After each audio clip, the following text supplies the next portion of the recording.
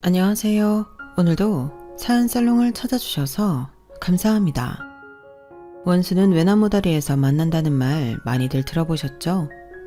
절대로 다시 만나고 싶지 않았던 사람을 피할 수 없는 곳에서 공교롭게 만나게 되는 상황을 뜻하는데요. 죄 지은 쪽이 나라면 난처한 상황이 되겠지만 그 반대라면 아주 통쾌한 순간이 될 거예요. 적어도 저는 그랬거든요. 말은 이렇게 하지만 사실 예기치 않은 그 만남으로 인해 저는 결혼식 날 파혼을 하게 되었어요.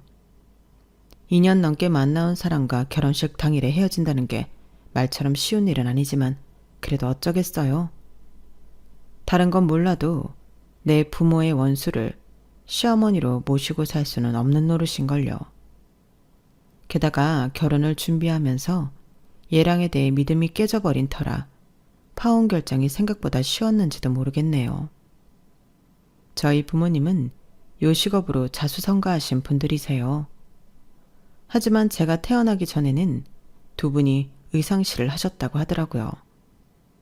미국에 사는 이모 말로는 의상실이 꽤 잘 됐었다나 봐요. 단골 손님 중에는 기업 사장님 부인들도 많았고 당시에 활동하는 연예인들도 꽤 있었대요. 그래서 의상실 한쪽 벽에는 단골 연예인들 사인을 붙여놓았는데 손님들 중에 간혹 사인을 훔쳐가는 사람들이 있어서 이모가 그걸 감시하기도 했다더라고요. 부모님이 이대 입구에서 조그맣게 시작한 의상실은 입소문을 타고 손님이 모여들었고 그 덕에 명동으로 확장 이전을 하게 되었는데 그때부터는 일손이 많이 필요해서 직원도 여러 명 고용하게 되었다고 했어요. 당시 복장학원에 다니던 이모도 의상실에 나와 일손을 돕고 있었죠. 아직은 수습 직원이라 허드렛 일을 주로 하곤 했는데 엄마 말로는 그마저도 잘 못해서 결국엔 수습 직원을 하나 더 고용해야 했다고 하더군요. 그렇게 저희 부모님 의상실에 들어오게 된 직원은 이모랑 같은 중학교를 나온 동창이었는데 이름부터가 요상한 사람이었어요. 걔 이름이 소피아였어.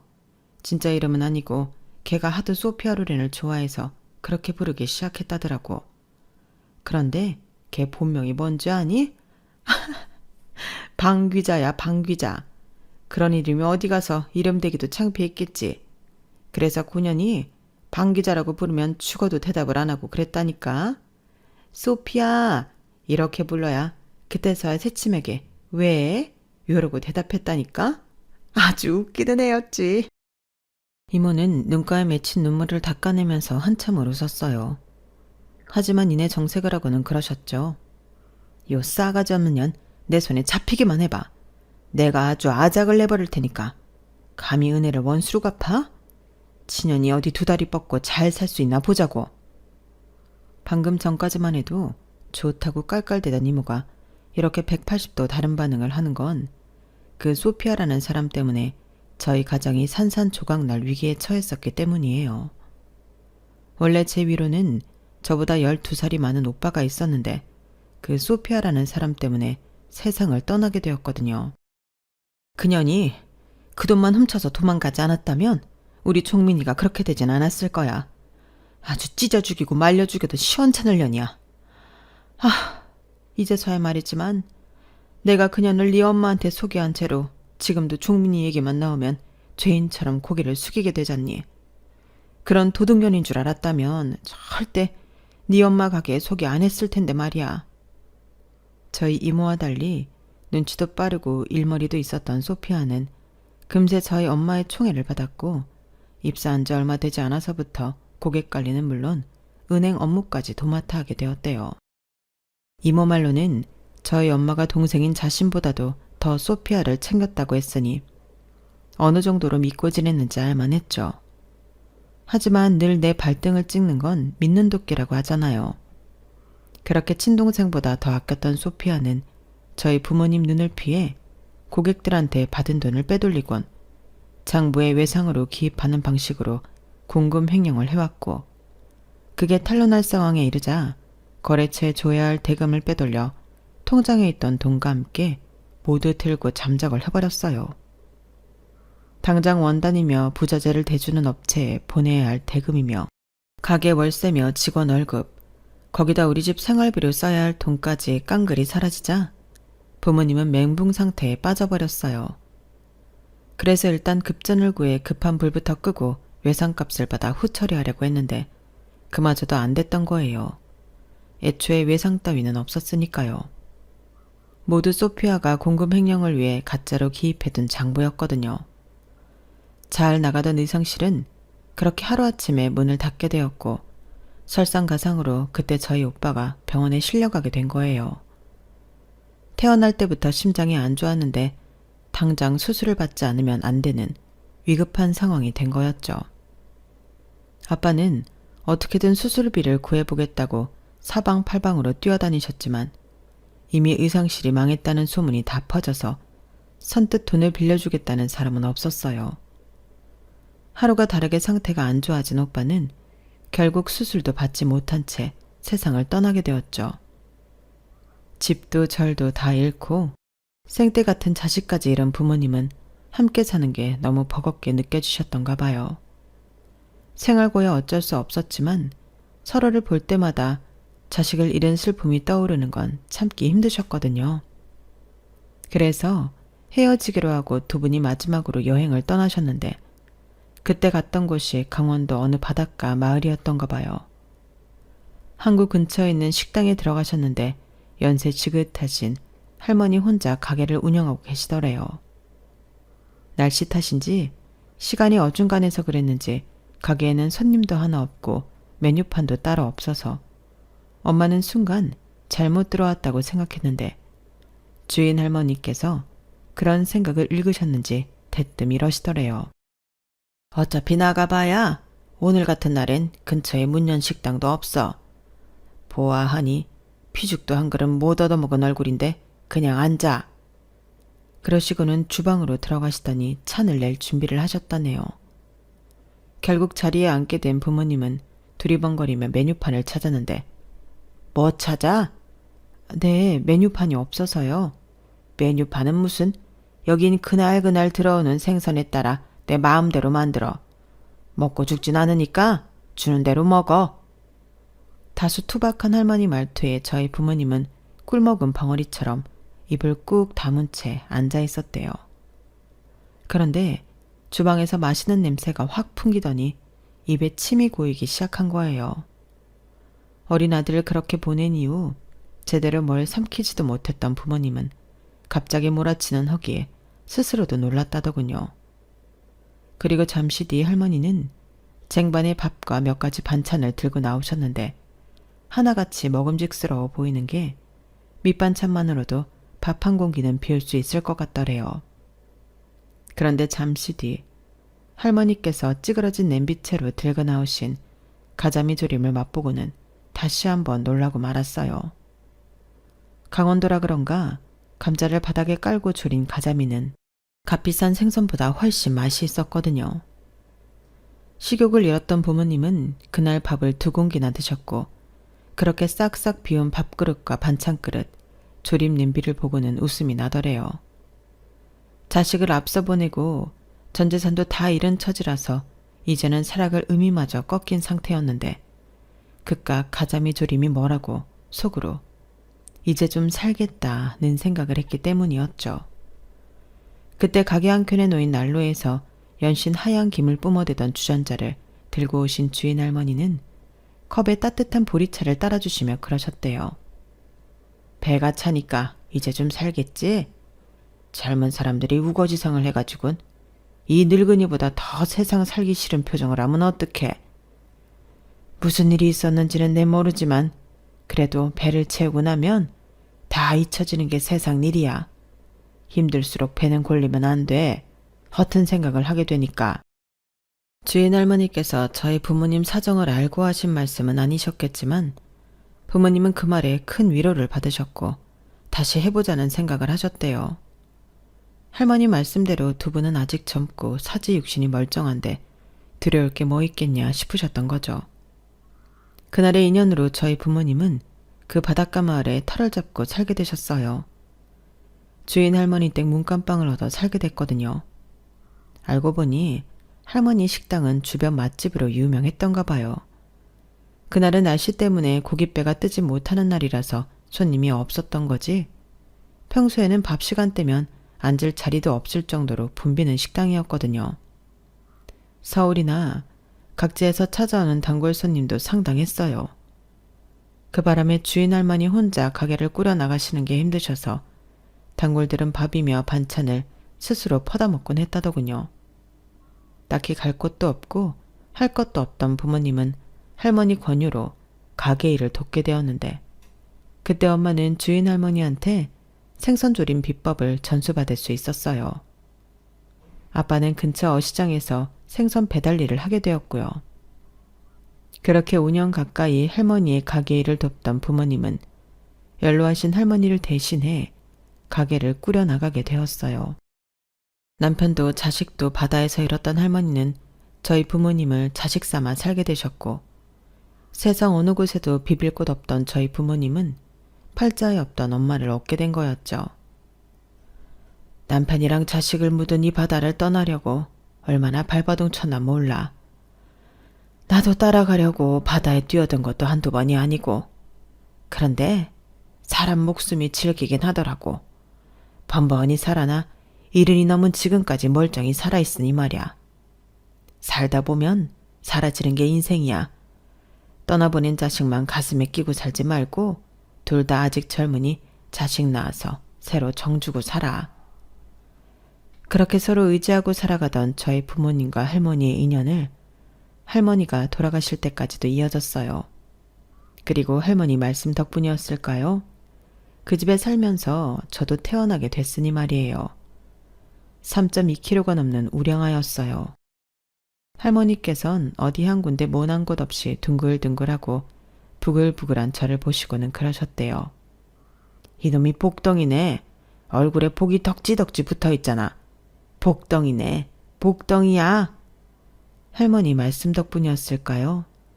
제가 태어나고부터 저희 집은 나날이 번창하기 시작했어요. 모 TV 프로에서 저희 가게가 있던 항구에 촬영을 온 적이 있었는데, 그때 할머니 가게에 당시 유명했던 연예인이 찾아왔었는데, 그걸 시작으로 전국 각지에서 손님이 찾아오기 시작했거든요. 이전까지는 그저 아름아름 찾아오던 손님들이 이제는 공중파를 타고 전국에 소개되는 바람에 엄청난 인파가 찾아들기 시작한 거예요. 그 바람에 가게까지 확장하고 직원까지 쓰면서 장사를 하게 되었어요. 전보다 훨씬 더 바빠진 부모님 대신 저는 할머니 손에서 자라게 되었어요.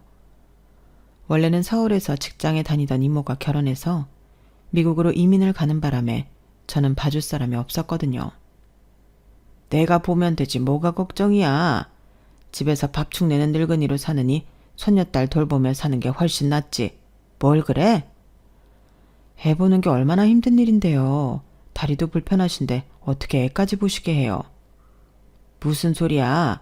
내 다리 아픈 게 하루 이틀 일이야. 어릴 때 소아마비로 절개된 이후로 지금까지 이 다리로 멀쩡히 살아왔어. 식당 일 하던 거에 비하면 애 보는 건 일도 아니지. 게다가 이렇게 순둥이인데 뭐가 문제야?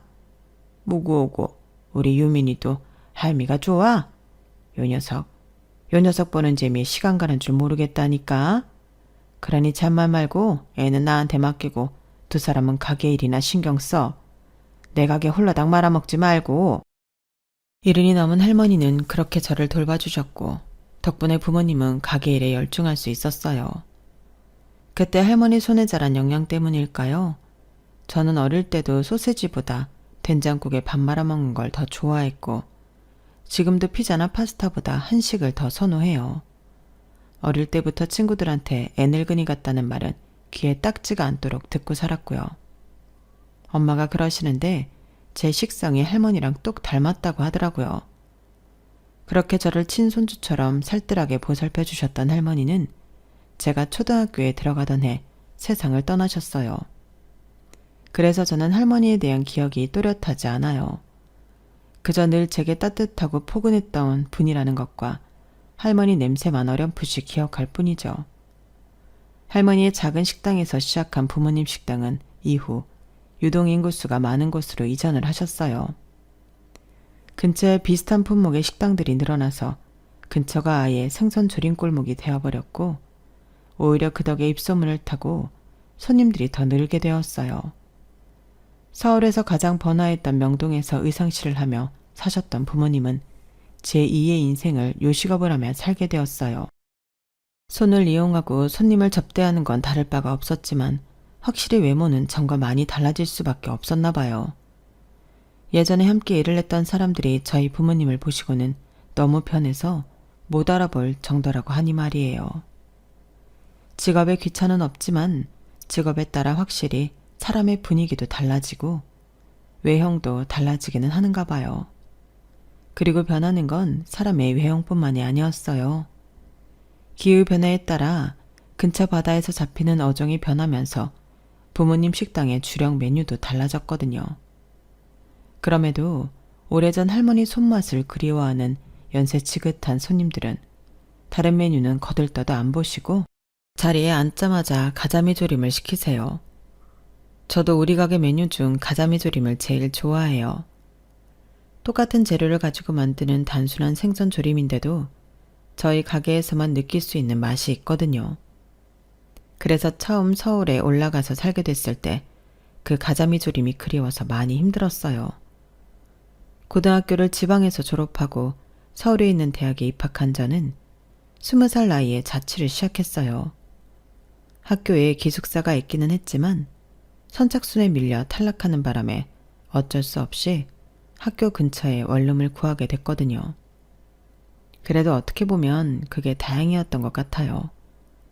부모님이 서울에 올라오실 때 제 원룸에서 함께 지낼 수도 있고 무엇보다 엄마의 가자미 조림이 그리울 때 어설프게나마 제가 재료를 사다가 해먹을 수도 있었으니까요. 창밖으로 바다가 훤히 보이던 곳에서 살다가 사방이 건물로 막힌 답답한 서울에서 살려니 처음엔 많이 불편하더라고요. 그러다 하루는 친구를 따라 한강에 가게 됐는데 비록 바다는 아니지만 드넓게 펼쳐진 강물을 보니 그제야 조금은 숨통이 트이는 것 같았어요. 답답한 빌딩 숲에 적응하기까지 10년에 가까운 시간이 흘렀고 그러는 동안 저희 20대는 순식간에 흘러갔어요. 지나고 보면 간단히 숫자로 표시할 수 있는 시간이지만 그 시간을 살아내는 데는 어려움도 많았고 그만큼 성취감을 느낄 수 있는 일도 많았어요. 비록 부모님 도움으로 학비를 내고 원룸 월세도 감당하고 살았지만 저도 나름대로 아르바이트를 하며 생활비를 벌었어요. 서울에서 혼자 자취를 하면서 느낀 건데 집에서 아무 생각 없이 먹었던 밥 한 끼도 다 돈이라는 거였어요. 부모님 그늘 아래서 행했던 모든 것들이 다 돈이라는 걸 알게 된 거예요. 생수도 돈, 라면을 끓일 때 당연히 넣었던 계란도 돈이고 쓰레기를 버리는 봉지 하나도 돈이었어요. 정말이지 숨쉬는 것 빼고 다 돈이 들어가는 통에 여름에 아이스크림 하나 사 먹는 것도 손이 떨릴 지경이었어요. 부모님과 함께 살 때는 느끼지 못했던 고마움을 서울에서 혼자 자취를 하는 동안 뼈저리게 느낄 수 있었어요. 자식은 부모 곁을 떠나봐야 세상 사는 어려움도 알고 부모를 이해하게 된다더니 그 말이 맞더라고요. 그렇게 조금씩 어른이 되어가는 사이 저는 여러 번의 연애와 이별을 경험하게 됐어요. 하지만 단 한 번도 결혼까지 생각했던 상대는 없었어요. 그러다가 이 사람이다 라고 생각하는 남자가 생겼어요. 그 상대는 저와 일적으로 만난 재미교포였는데 프로젝트가 끝나고 우연히 사적인 자리에서 만나게 되면서 관계가 급진전되었어요. 함께 일을 할 때만 해도 미국에서 살고 있었는데 한국 지사로 오게 되면서 한국살이를 시작하게 되었어요. 집을 구하는 것부터 생필품을 구매하는 것까지 제가 따라다니며 도와주다 보니 자연히 가까워지게 되었고 본격적으로 사귀게 된 거예요. 어차피 결혼할 사이라는 걸 밝혔으니 편의상 얘랑이라고 표기할게요. 얘랑은 한국에서 태어났지만 4살 때 부모님을 따라 미국으로 이민을 가게 되었다고 했어요. 부모님이 사기를 당하셨는데 그 바람에 더는 한국에서 살 수 없었어. 우리 부모님 소개로 투자를 했던 지인들이며 친인척들까지 피해를 입는 바람에 한국을 뜰 수밖에 없었거든. 마침 아빠 지인 중에 한 분이 미국에 살고 계셨는데 그분 도움으로 미국으로 가게 됐지만 솔직히 가보니까 눈앞이 캄캄하더라고.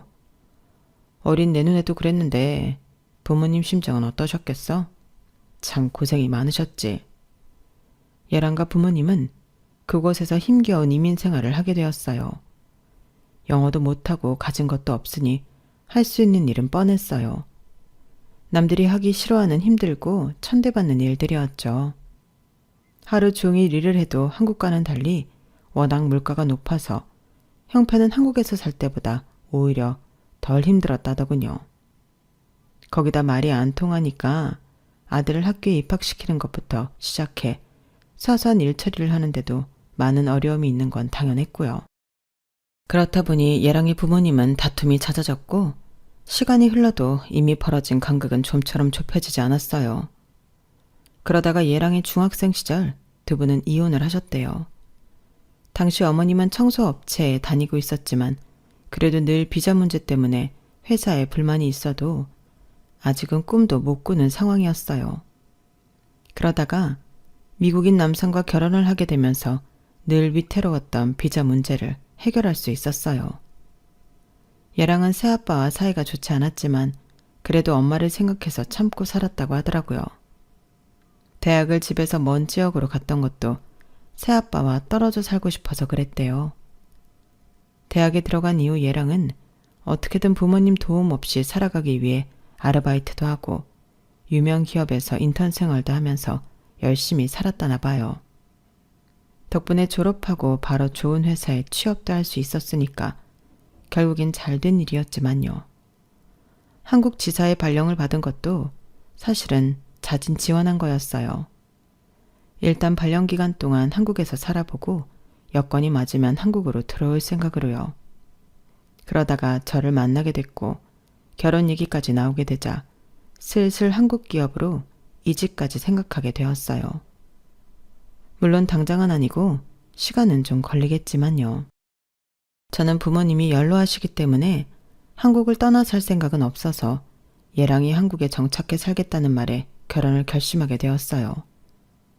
그렇게 모든 일이 순차적으로 잘 진행되어 가는 줄 알았는데 생각지도 못했던 문제가 가로막더라고요. 뭐? 결혼식을 미국에서 하자고? 아니, 우리 부모님도 그렇고 자기네 친척들도 다들 한국에 계실 텐데 굳이 미국에서 할 필요가 있어? 어머님이랑 아버님이 한국에 잠깐 들어오시면 되잖아. 그게 말처럼 쉬운 게 아니야. 대신 결혼식 비용은 우리 엄마가 대주신다고 하니까 그냥 미국에서 하자. 혹시 부모님이 한국에 못 오시는 이유라도 있어? 아, 진짜 내가 많은 걸 바라는 거 아니잖아. 결혼식만 미국에서 하자는 건데 그 정도도 못 들어줘? 어차피 결혼하면 한국에서 살 텐데 결혼식만이라도 우리 부모님 편의를 좀 봐드리면 안 되냐고. 딱히 이유가 있는 것도 아니고 무조건 결혼식은 미국에서 해야 한다는 예랑의 말에 저도 감정이 앞서서 말다툼을 좀 했어요. 그러던 차에 엄마한테 전화가 왔고 예랑과 있었던 일을 전하게 됐어요. 그런데 그래? 그럼 미국에서 하지 뭐. 네 이모도 미국에 있으니까 간 김에 오랜만에 내 동생 얼굴도 보고 오면 좋지. 결혼식이야 한국에서 하든 미국에서 하든 그게 뭐 중요하니? 니들이 행복하게 잘 살면 그만이지. 결혼식도 올리기 전에 얼굴 붉히고 싸우지 말고 순리대로 풀어가는 게 좋지 않겠니? 그쪽 부모님이 한국에 못 오는 사정이 있으니까 그런가 보다 생각하고 좋게 넘어가. 아니 그래도 이건 아니지. 그럼 결혼식에 내 친구들도 못 오고 친척들도 못 오는 건데 굳이 왜 미국까지 가서 해야 하냐고. 그리고 자기 부모님이 한국에 못 오시는 이유가 있다면 나한테만이라도 이유를 말해줄 수 있는 거잖아. 이유는 말도 안 해주고 무조건 미국에서 해야 한다고 우기니까 나도 감정이 상한 거고. 아, 진짜 결혼 한 번 하기 정말 힘드네. 그때까지만 해도 시부모님이 한국에 못 오시는 이유를 몰랐기 때문에 이러한 상황이 답답하고 예랑한테 서운한 마음이 컸어요. 나중에야 안 사실이지만 거기에 엄청난 비밀이 있었더라고요. 아무튼 저희 부모님의 양보로 결혼식은 미국에서 하게 되었고 시부모님이 한국에 못 오시는 이유로 결혼 전에 상견례도 할 수 없었어요. 미국에서 식을 올리는 거라서 사실 제가 준비할 수 있는 게 거의 없었어요. 미국은 한국처럼 웨딩 촬영을 본격적으로 하지 않기 때문에 업체를 컨택해 결혼 전에 웨딩 촬영을 하는 정도랑 미국행 항공권을 준비하는 게 결혼 준비의 전부였어요. 신혼집 문제도 얘랑이 살고 있는 월세 빌라가 아직 계약 기간이 끝나지 않아서 일단은 제가 얘랑 집에 몸만 들어가 살기로 하고 계약 기간이 끝나면 그때 집을 구하기로 했거든요. 뭔가 딱 떨어지는 게 없이 어중간하게 일이 진행되다 왠지 찜찜한 기분이 들어서 결혼식을 앞두고도 마음에 정리가 되지 않더라고요. 이런 제 마음도 모르고 주변에서는 시댁이 미국에 있어서 좋겠다는 말들을 하더라고요. 시부모님이랑 멀리 떨어져 사는 게 얼마나 좋아.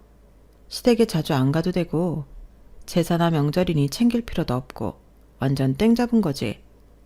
게다가 시댁이 미국이니까 놀러 가는 기분으로 가면 되잖아. 아, 나도 교포랑 결혼을 했어야 하는 건데. 난 우리 시어머니가 툭 하면 반찬 싸들고 집에 찾아오시는 통에 미치겠다니까. 당신 아들도 안 먹는 반찬을 가져오시는 통에 음식물 쓰레기만 잔뜩이라고. 그걸 또 버리면 기껏 만들어다 줬다니 버린다고 난리고 먹자니 나도 남편도 입에 안 맞아서 못 먹겠고 도대체 우리 보고 어쩌라는 건지. 그런 거 생각하면 넌 정말 복받은 거야. 제 사정을 들은 친구는 오히려 자기 신세 한탄을 하며 되려 제가 부럽다고 하더라고요. 제 속도 모르고 말이죠. 자기야, 그럼 결혼식장이랑 드레스, 필요한 음식 같은 건 어떻게 해야 돼? 한국에서 인터넷으로 알아보는 데는 한계가 있어서 뭘 어떻게 해야 할지 모르겠단 말이야. 그건 엄마가 알아서 해주신다니까 자기는 아무 걱정 안 해도 돼. 아니, 어떻게 걱정을 안 해. 당장 드레스를 어떤 걸 입게 될지도 모르고 예식장이 어딘지도 모르고 뭐 하나 아는 게 없는데. 글쎄, 우리 엄마가 알아서 해주신다니까.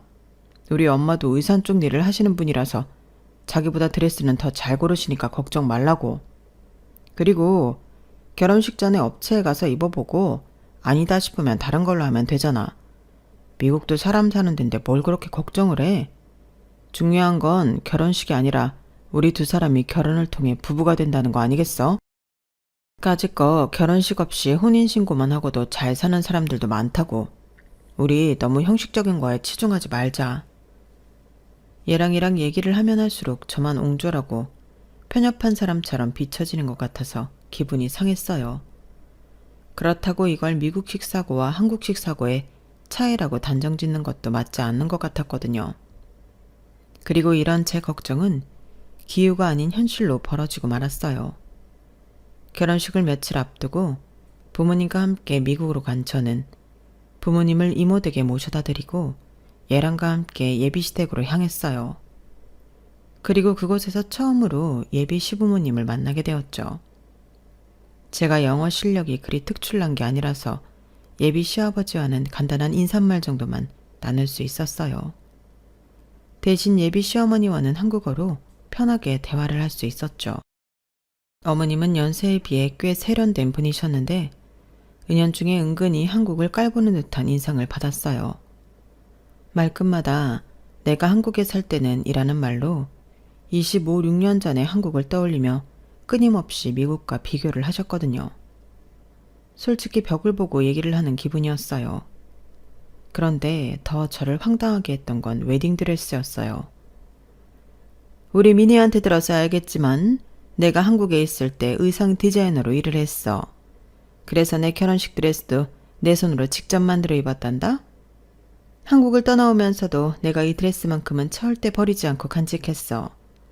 내 며느리가 될 아이한테 내 손으로 입혀주려고. 그 말을 듣는 순간 솔직히 당황스러웠어요. 물론 외국에서는 시어머니가 자신의 웨딩드레스를 며느리한테 물려주는 경우가 있다는 건 알고 있었지만 제가 그렇게 입게 될 줄은 몰랐거든요. 그런데 얘랑의 표정이 더 가관이더라고요. 마치 이런 상황이 너무 감동스럽다는 듯이 흐뭇하게 자기 엄마를 바라보고 있는 거예요. 이런 상황에 제가 그 드레스를 안 입겠다고 할 수 없는 분위기였어요. 그래서 울며 겨자 먹기로 드레스를 입었는데 세상에 저하고는 너무 안 어울리는 거예요. 차이나 카레에 어깨에 심하게 셔링이 잡혀서 마치 핸드볼 공만한 풍선 2개를 어깨에 얹어놓은 것 같은 데다 원단 부분 탈색이 돼서 개가 오줌을 싼 것처럼 얼룩덜룩했거든요. 어머나 세상에 너무 잘 어울린다. 30년도 훨씬 지난 드레스인데도 요즘 나오는 드레스에 비해 하나도 손색이 없는 거 봐. 너도 마음에 들지? 저는 감동스러운 표정으로 무척이나 기뻐하는 어머님한테 찬물을 끼얹을 수는 없어서 애둘러서 제 뜻을 전했어요. 어머님이 입으시면 더 잘 어울리실 것 같아요. 저는 좀 감당하기 힘들지만요. 그건 당연하지. 내가 옷발이 좀 잘 받는 스타일이거든. 그래도 너도 그렇게 나쁘지는 않아. 나만 못해서 그렇지. 내가 이거 입었을 때만 해도 허리가 23인치였거든. 너는 한 25, 26 정도 되니? 네가 허리에 살집이 있어서 조금 손을 보긴 해야겠는데 그거야 뭐 여기만 살짝 터서 꿰매면 되니까 금방 할 수 있어. 요즘에 이런 드레스를 어디서 살 수 있겠니? 남들은 결혼식 때 잠깐 렌트해서 입는데 넌 평생 간직할 수 있는 드레스를 입으니 얼마나 좋아. 넌 시어머니 잘 둔 줄이나 알아. 저기 어머님, 그렇게 귀한 드레스를 저한테 주시게요? 그러지 마시고 이건 어머님이 간직하세요. 저는 업체에서 렌트해서 입을게요. 저랑은 잘 안 어울린 것 같거든요. 아무래도 어머님이 제 말뜻을 이해 못하시는 것 같아서 할 수 없이 솔직하게 말씀드렸어요. 그랬더니 어머님 표정이 싹 달라지는데 순간 그 매서운 눈빛에 움찔하게 되더라고요. 어머님은 기분 나쁜 티를 팍팍 내시면서 알겠다고 하셨는데 그 바람에 얘랑이 저한테 한 소리 하더라고요. 왜? 잘 어울리는데. 우리 엄마가 특별히 생각해서 웨딩드레스를 물려주시겠다고 하는데 어떻게 그걸 거절할 수가 있어? 나 솔직히 이번 일은 자기가 잘못했다고 생각해. 당장 우리 엄마한테 사과해. 그러자 어머님이 먼저 나서서 그러시더라고요. 됐다. 싫다는 애한테 굳이 그럴 거 없어. 이래서 한국 사람들은 마인드가 촌스럽다는 거야. 뭐든 새로 만드는 게 최고인 줄 알고 무조건 바꾸려 만든다니까? 인생 최고의 세레모니를 하는 날에 한 집안의 역사를 이어간다는 게 얼마나 중요한지 모르는 거라고. 역사와 전통은 돈으로도 못 사는 거란 걸 왜 모르나 몰라. 참 나원. 역사고 나발이고 드레스가 어지간해야 입을 거 아니에요. 어머님은 본인 솜씨가 대단한 줄 아시지만 솔직히 제가 보기에 그 드레스는 정말 꽝이었어요. 달인날이라면 한 번 입고 끝내요. 하지만 인생에 한 번뿐인 내 결혼식이잖아요.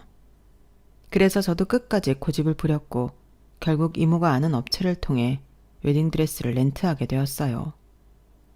웨딩드레스의 일로 삐진 예비 시어머니는 저희 부모님이 미국까지 온 걸 알면서도 결혼식 전에 만나자는 말 한마디 안 하시더라고요.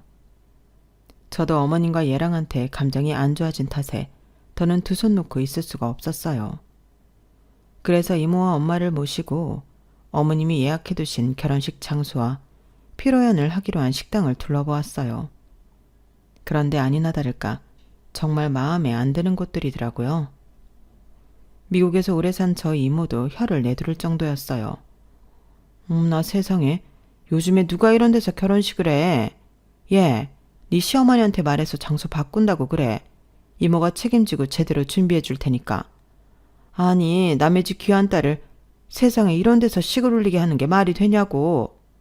기껏 미국까지 사람을 불러서는 이렇게 엉망으로 식을 치를 생각이었냐고. 진짜 이상한 여자네. 그리고 사돈이 한국에서 왔다고 하면 먼저 연락해서 식사 대접이라도 해야 되는 거 아니야? 누구 때문에 결혼식을 여기서 하는 건데 말이야. 사람이 아주 예도 없어.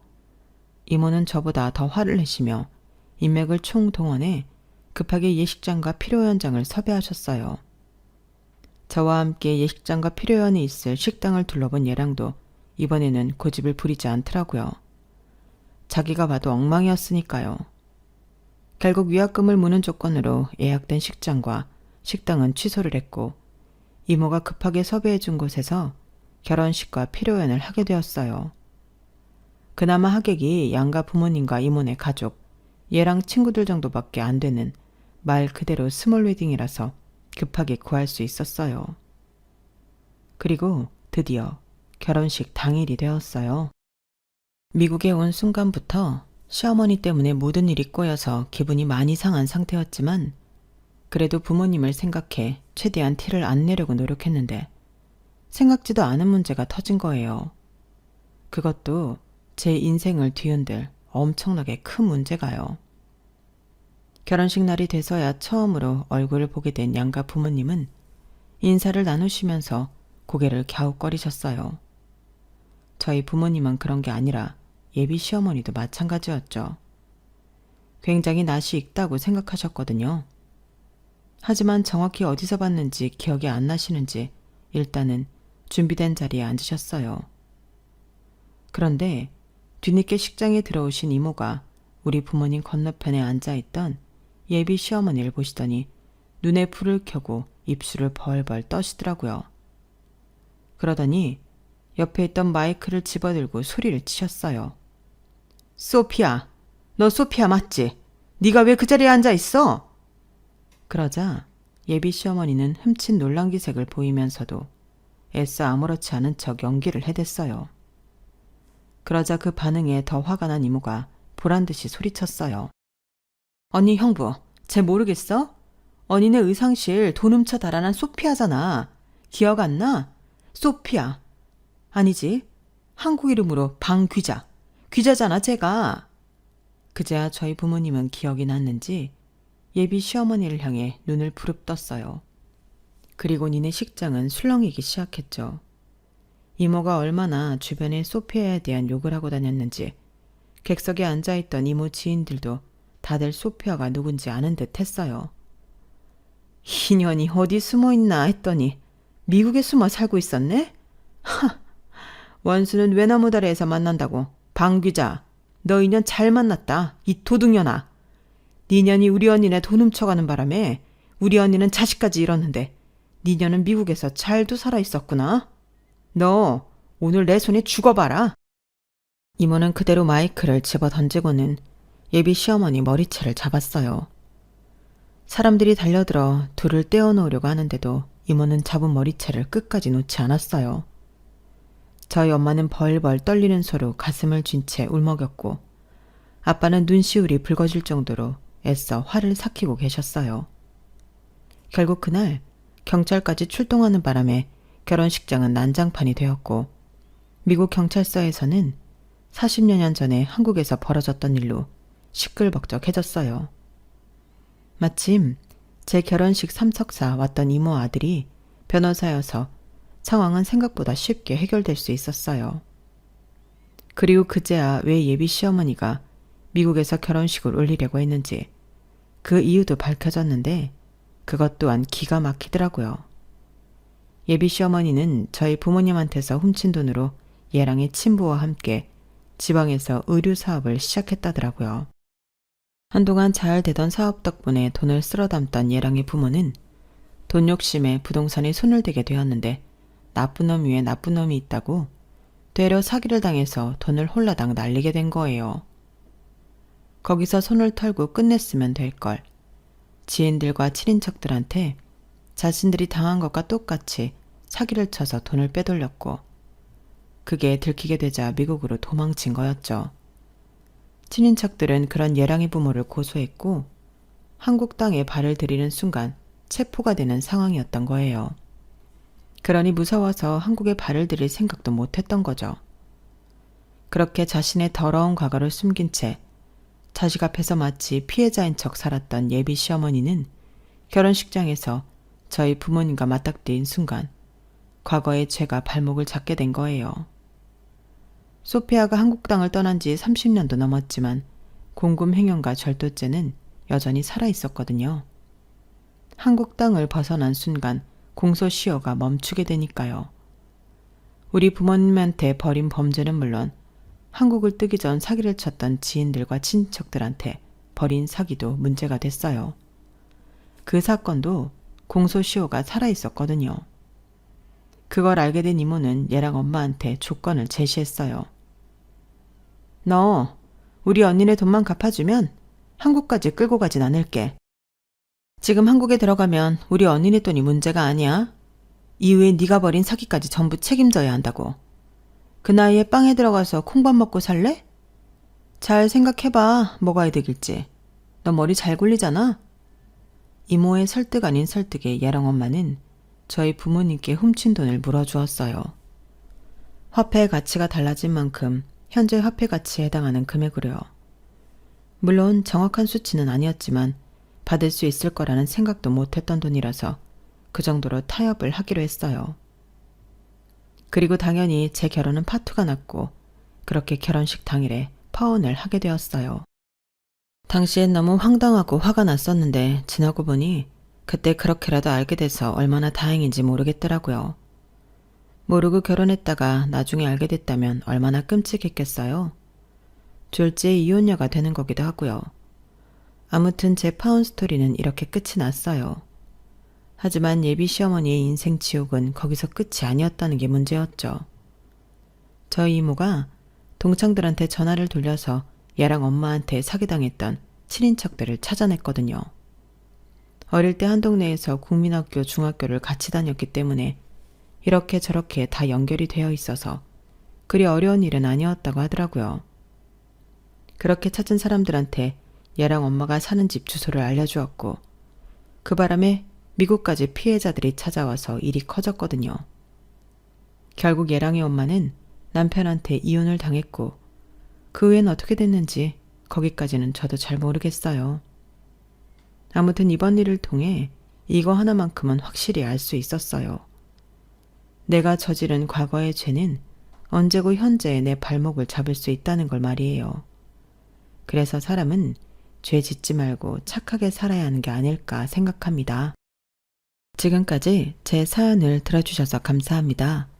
주변의 인연들과 행복한 하루하루 보내시길 바래요. 여러분, 사연 댓글에 응원과 현명한 조언 부탁드려요. 좋아요와 구독은 저에게 큰 힘이 됩니다. 오늘도 좋은 일 가득하세요.